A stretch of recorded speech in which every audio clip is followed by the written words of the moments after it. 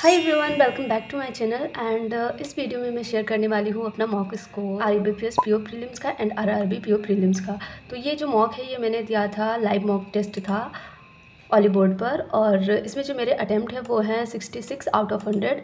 Score जो बने 56.04 बने एंड जो मेरी परसेंटाइल है वो है 90।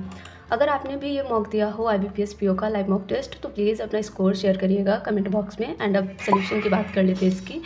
तो जो मेरे रीजनिंग है, क्वांट है, उनमें तो एक्यूरेसी 100% थी, बट जो ये है इंग्लिश जिसमें हमेशा मेरे निगेटिव लगते हैं तो पूरे 9 इनकरेक्ट लगे हैं, और वो केवल और केवल इंग्लिश में ही लगे हैं। तो अब बात कर लेते हैं रीजनिंग की। रीजनिंग तो था, टाइम कंज्यूमिंग था, इस वजह से उतने अटेम्प्ट नहीं हो पाए, बट ठीक है जितने भी हुए, क्योंकि इसका लेवल था पीओ लेवल का। और काफ़ी सारे मार्क्स ऐसे होते हैं जिसमें जो लेवल होता है वो उतना मतलब हार्ड नहीं होता है, बट इसका लेवल था मॉडरेट लेवल का ये था। तो रीजनिंग में अटेम्प्ट मेरे जो है वो थोड़े कम ही रह गए।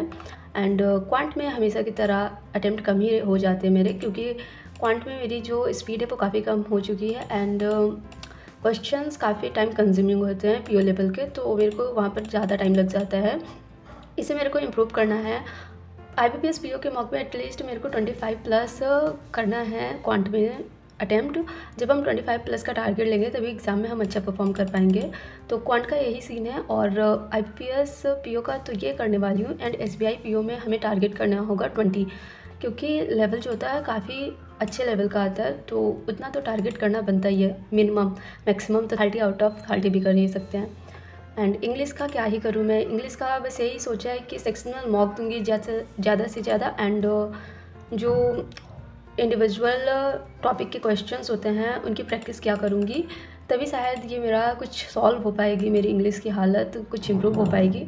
क्योंकि इंग्लिश में मेरे को समझ नहीं आ रहा है, कभी कुछ गलत हो जा रहा है, कभी कुछ गलत हो जा रहा है, समझ ही नहीं आ रहा है कहाँ इम्प्रूव करूँ, क्या क्या इम्प्रूव करूँ।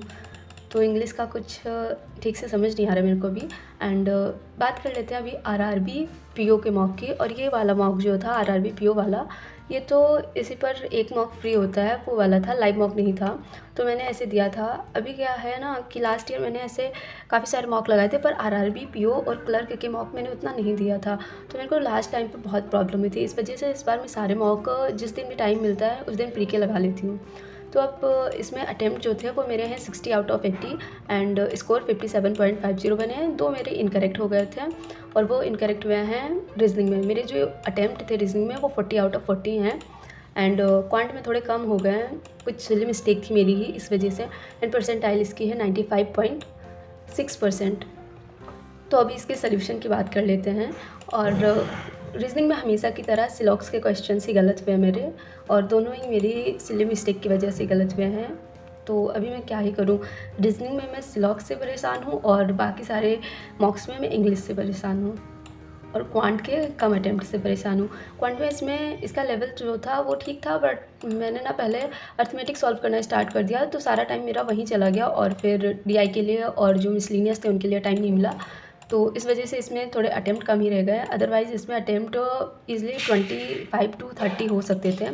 तो यही है कि आगे से मैं इस बात का ध्यान रखूँगी कि पहले मिसलिनियस कर लेते हैं एंड फिर DI कर लेते हैं जो डुएबल है, एंड फिर उसके बाद में मूव करूँगी अर्थमेटिक पर, जो मेरा स्ट्रॉन्ग पॉइंट है उस वाले टॉपिक पर।